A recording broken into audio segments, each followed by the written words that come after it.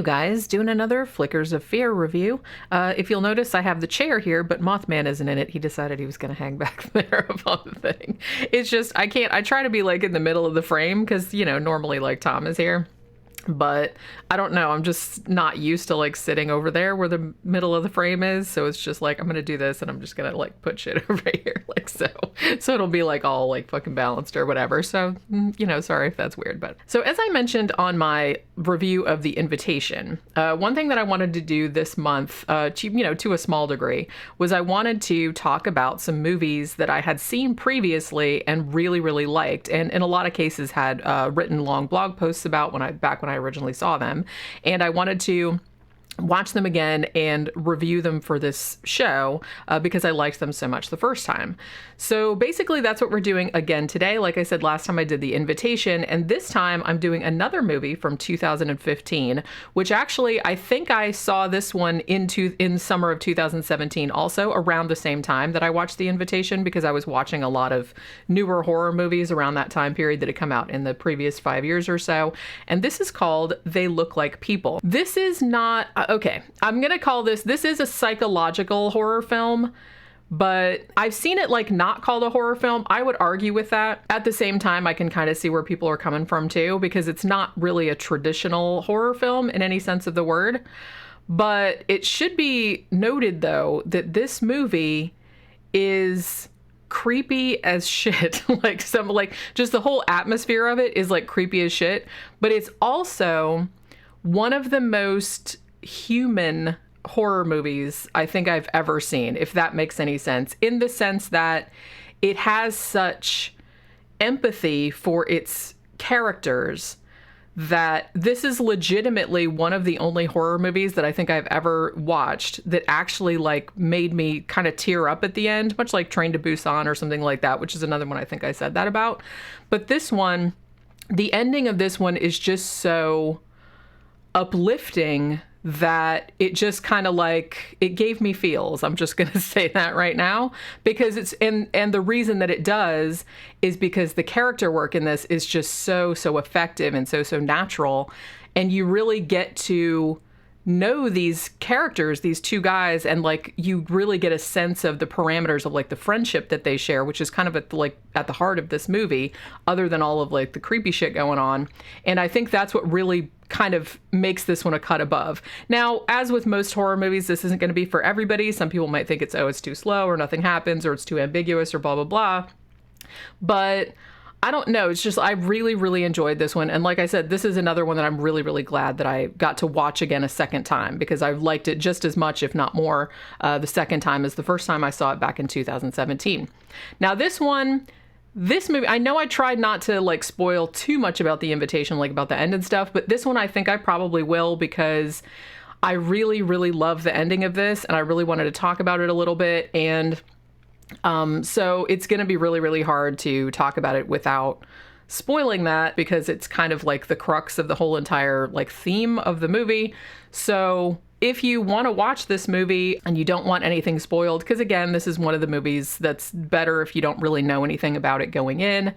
So basically just go watch it and then come back and watch this, because I am going to spoil the ending and, you know, various plot points and things. It was on Netflix, which is where I watched it back in 2017. I'm not sure if it's on there anymore, but it's on Tubi for free. And I believe it's also on Amazon Prime. If you have Amazon Prime, I think you can watch it for free on there as well. I'm not entirely sure because I watched it again on Tubi. But, so go check it out if you're really, really into like creepy, low-key, psychological kind of horror. It's like a micro budget, but I don't think that impedes it in any way, shape, or form. This is actually the entire project of Perry Blackshear. He wrote it, edited it, directed it, shot it. He was a cinematographer, everything. So this is very much, and I mean this in the best way possible, this is very much a passion project of Perry Blackshear and his friends that were also in the movie. And so it really has that organic, like I said, this kind of natural, you can tell that the people in this movie are maybe friends in real life, or they hung out in real life, because it comes across as just very genuine on screen. So like I said, I really, really like these just independent films that come out just fantastic like this. So easily one of my favorite movies, horror movies from 2015, and from the past 10 years also. So what we have at the very beginning of this, there's a guy named Christian, and he's kind of like, he has some kind of high-techy, like media type job or something like that. They don't really specify. It doesn't really matter. But the implication as it goes on is that he was once kind of like a geek, like in high school or junior high or whatever. And he's still really, really, really insecure. But to sort of compensate for that, he started like working out. So he got like really muscular and everything. And then he starts listening to all these kind of daily affirmations and things like that, like telling you are a mountain, you're this, that, and the other. And he's talking about it at his job. He's like, oh yeah, I was like, I'm dominating and all this other kind of stuff. So he's really kind of gone from like an insecure kind of dorky kid to really the whole other end of the spectrum, but all of those insecurities are still there. Now, he lives by himself in an apartment in New York City. His fiance has recently left. And in fact, it is her voice that we hear, like, when he's listening to these daily affirmations. He made her, like, record. Well, he didn't make her, I guess, when they were together. Like, she did it for him. But she recorded all these daily affirmations, and he's still listening to them, even though she has subsequently left him. So we have that guy. Now, the other character we have is Wyatt. Now, these two were friends back in junior high, high school, something like that. They show like some pictures. They don't go a huge amount. There's not like a lot of, exposition, but you pick things up from hints. You know what I mean? Like hints of things they say to one another, hints of like somebody finds like some old pictures or something like that. And you're kind of left to fill in the blanks of these dudes' friendship from that, which I think was really good. So Wyatt and Christian were best friends, when they were kids. And like I said, they seem like they were both kind of dorky and whatever.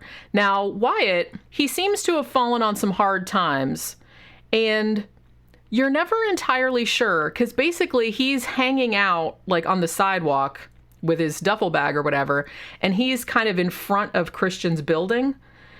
And he makes it seem as though, this is how it seemed to me. I'm not sure if that's entirely what the implication was, but it seemed to me that he was just kind of like waiting there, and he wanted to make it seem like coming across Christian was an accident.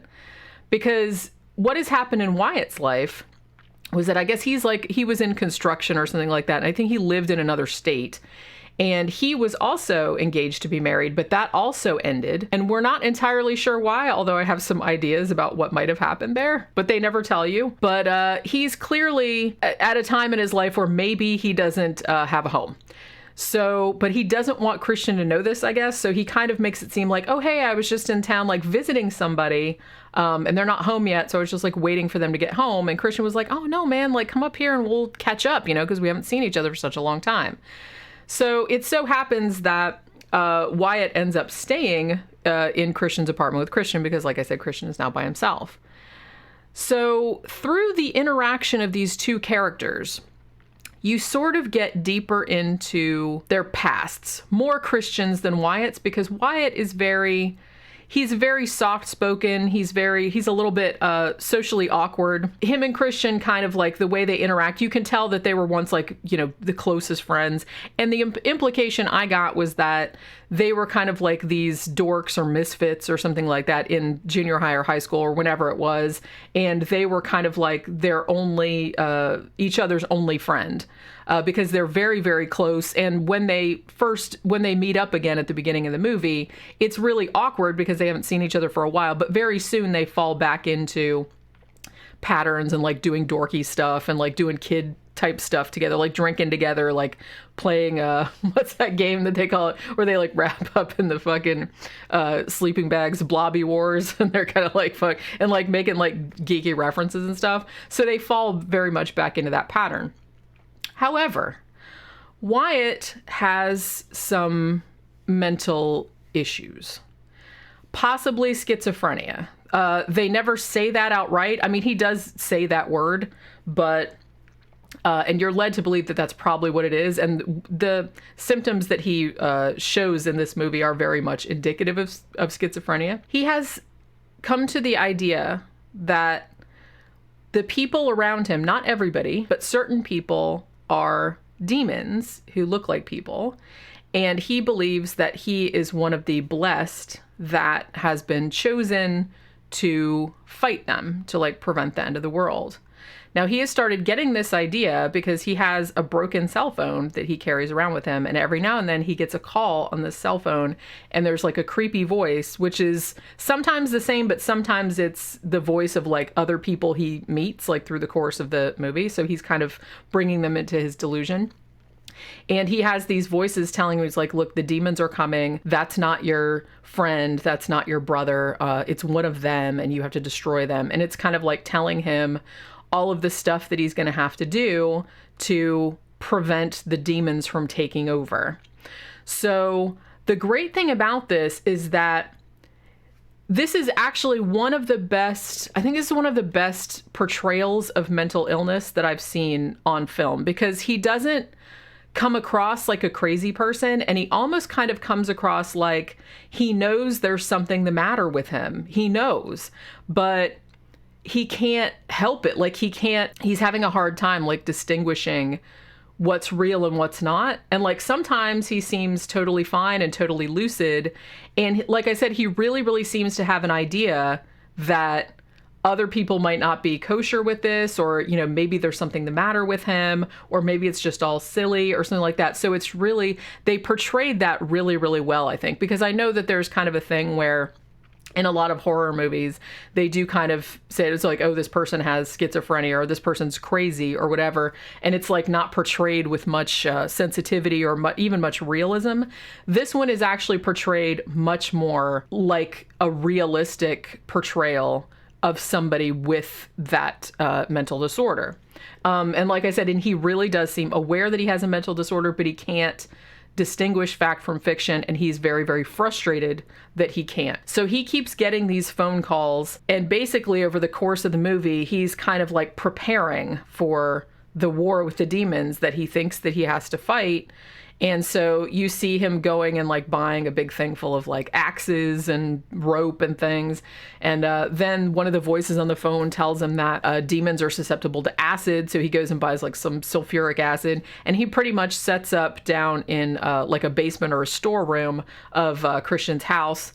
And he's kind of like getting ready for the apocalypse down there. There's also something going on with Christian, who, like I said, still has that deep insecurity that he had when he was a kid, but now is just trying to mask it, you know, by like working out and, you know, being dominant and all this other kind of stuff. And he has this crush on on his boss at work, whose name is Mara. And he finally gets up the courage to ask her out. They go out. The date doesn't go very well, not because of their fault, but because something happens. And he brings Wyatt along, and so she feels obligated to bring another friend of hers along. The friend like slips on the ice and breaks her ankle or something like that. So it's just this big awkward, shit show. But Mara does seem to like Christian, so they do kind of, get a little bit of a romance thing going there. But then it turns out that Mara has to be the one. Christian thinks that he's being like all dominant and awesome at work and everything. But when he gets fired, and he's the only one in his department that does get fired, he finds a note like on his computer that says, way to dominate, asshole, from everyone. So everyone is just like thinks he's an obnoxious douche, whereas he thought that he was being all confident and everything like that. And that really kind of takes the wind out of his sails. Also implied that he has a little bit of a drinking problem. No one says it outright, but it does seem like he's drinking a lot during the course of the movie. And that's another one of his coping mechanisms. So basically, it gets to a point where Mara, after she ends up firing Christian, obviously there's like a little bit of a falling out there, but now it's like super awkward. But she feels bad, so she comes over to his house, and they kind of hang out. And then Christian leaves the apartment, and Wyatt is still in there with Mara. They've met each other previously because of like the double date before, and at this point, he has gotten, remember I mentioned earlier that sometimes like whoever this person is that's calling on the cell phone, that sometimes it'll have a different voice. Well, prior to Mara showing up at the apartment, he has gotten one of these, Wyatt has gotten one of these phone calls, and it was Mara's voice. So when Mara comes to the house, he thinks that she is another chosen person, like another blessed person who knows about the demons. So he takes her down to the basement to show her like the preparations he's been making. He's like, I need help. What do I do? And all this other stuff. And she understandably flips the fuck out because she thinks that he's going to flip out and hurt her. So after that, it's just like this big whole thing. Now, I wanted to say that like the best part of this is the end. This is so, okay, the whole thing throughout is just, like I said, it's basically, the heart of it is these two dudes' friendship. And, Mara, and there's the other girl too, but she's only like in a scene or two, and I can't even remember what her name is. But Mara's kind of like a big character as well. Throughout the whole thing, you're never really shown, there's not any imagery in it that's really creepy. I mean, there's some creepy imagery, but it's like not big special effect monster, nothing like that. It's just sometimes when you see things through Wyatt's point of view, you'll see something like the person, he's talking to a person, and then you'll start hearing all this insect buzzing, like a whole bunch of flies buzzing. And when you hear that, you know that he thinks that this person is a demon. Now, sometimes that person just kind of stays looking normal, but sometimes that person starts looking like, because one time he's talking to Mara and her fucking eyes go like that and like go white, and then like her mouth starts getting really big and everything, because you're seeing things from his point of view, and it's super creepy. So there's like, the best thing about this movie that makes this movie so creepy is not so much like the upsetting imagery, even though some of the imagery is unsettling, but it's just like this sense of dread that just kind of like pervades it, because you don't know what Wyatt is going to see. And because he's such a good character and he's a likable character, and you feel bad for him, and you empathize with him a lot, and you empathize with his with his friendship, this deep friendship that he has with Christian. So it's just like this real, it just kind of pulls your emotions like in every direction, because it's like, that he can't help it.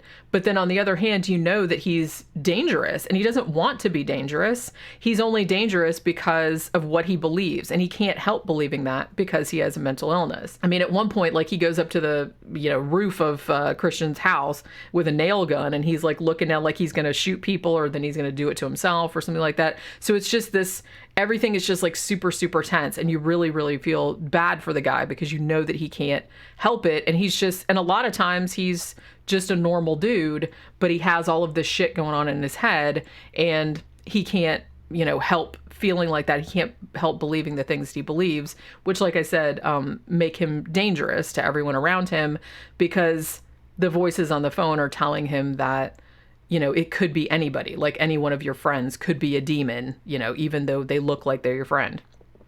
So the very last scene, finally, Wyatt confesses to Christian about the demon thing that's coming.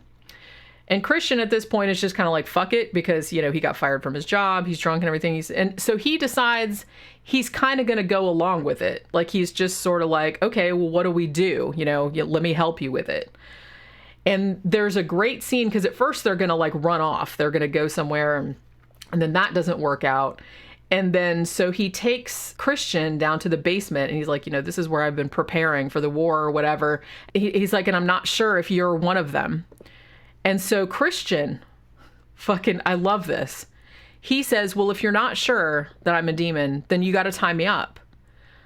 And so Wyatt is just kind of like, okay, so he ties him up. He puts tape over his mouth. He puts a bag over his head, because he has had this idea from like the phone conversations that the Armageddon or whatever, like all the demons are going to take over at a certain time, like at 6 p.m. or whatever. Like, and he had to hear 3 peals of thunder or something like that. And that happens. So he's just kind of like, okay, well, now's the time. The final scene is just so great, because it's just so tense. The lights go out. And it's just like Christian is sitting there in the chair, tied up with a bag over his, he can't see anything and he can't talk. And Wyatt is just standing there like with the acid, just kind of like that, like hoping that it's not a demon. And he could see, like, in his mind, he's seeing like weird shapes like moving under the bag, as though Christian is transforming. And in the end, like I said, I am going to spoil the end, so don't be mad at me. I told you this a long time ago. in the end, he almost pours it. He almost pours it because he just can't. And he sees the shapes in the bag and he's just like, oh shit. And he sees all this other kind of stuff. And then in the end, he doesn't pour it. He decides he's going to trust his friend over his hallucinations, which he doesn't know are hallucinations. When he takes the bag off, Christian is normal. And that seems like it's almost kind of, I don't say, it obviously doesn't cure his schizophrenia, but it sort of like startles him out of his illusion. And the fact that Christian trusted Wyatt enough, knowing that Wyatt believed he might be a demon, knowing that he might kill him, but the fact that Christian was actually willing to just sit there and almost get killed, and maybe possibly get killed, to try and show that he wasn't a demon, was just a great I just loved the ending of this so much, because I really loved the fact that you could see the depth of these two guys' friendship, that they trusted each other to that extent, and just the fact that Christian did that. And it was good for him too, because he was kind of like, he made a crack earlier on that he was gonna, after he got fired, he's like, oh, I'm gonna join the army, because I always felt like if somebody pointed a gun at my face, or if I was gonna die, I would just like piss my pants, and I want to get over that. And so the fact that he sat there and he could have died, because Wyatt could very well have killed him, and he almost did, kind of got him over his fear and like made him more confident as well. I just love this movie so much. I just think it just goes to show what somebody with a vision can do with like very little money and just like a few characters. If you have a good story like this, if you have these actors who are just willing to commit, and like I said, their relationships are just so natural. And I really, really liked that this really had a really big heart to it. I mean, the two guys' friendship, I think, even if there hadn't been like creepy, kind of imagery in it, I would have watched a movie just about their friendship, just because it was just so genuine and so heartfelt. And in turn, that made the creepy stuff way creepier, because like I said, you understood that that's the way he was seeing the world and he couldn't help it, but it was making him dangerous to everybody that loved him. And that was like really tragic. But then I really, really liked that the ending was uplifting. Now it's weird because I've seen some reviews of this where people said, well, they leave it ambiguous as to whether Wyatt was right. Maybe people, maybe it was like Invasion of the Body Snatchers and like demons or aliens or whatever really were taking people over, so he was right about it. I don't know if I guess I can see that, but I'm pretty sure that at the end, like that end scene, I'm pretty sure they were implying that he was schizophrenic and was just seeing the world like that. I don't think that it was meant to imply that the demons were real, or what he was saying, seeing was real. I guess you could read it that way if you wanted to, but I did not get that impression, just because of a few things that happened like during the last scene. Because, some of the things that he saw, like, when he kind of snapped out of it later, like weren't really there. So I definitely think that they were implying that it was his mental illness, that I don't think there was any real demons or anything. But, like I said, if you want to read it that way, you totally can. But yeah, this was, again, just a really, really great, creepy, unsettling, like psychological horror that had a really lot of heart to it, which you don't see in a lot of horror movies. So I definitely recommend it if that sounds like your kind of thing, because I know some people would be like, oh, it's not a horror movie, oh, it's too slow, blah, blah, blah, blah, blah. I know there's that whole thing. But if this kind of thing is your cup of tea and you haven't seen it, because I don't really see a ton of people talking about it, flew a little bit under the radar, unfortunately, because it's really, really good.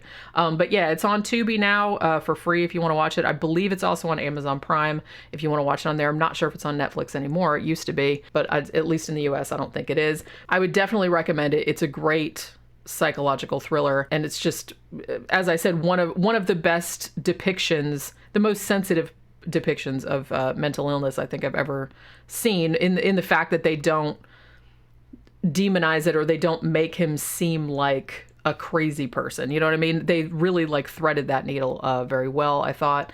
Perry Blackshear has gone on, this was actually his first movie, amazingly. He's gone on to make a couple more. I think there's one called The Siren, which I keep seeing. I keep seeing it on like Amazon Prime or something like that, and I didn't realize that it was the same guy that had done it, so I'm definitely gonna have to watch that one eventually as well. But yeah, definitely check this one out, and I will see you guys on the next one. Bye.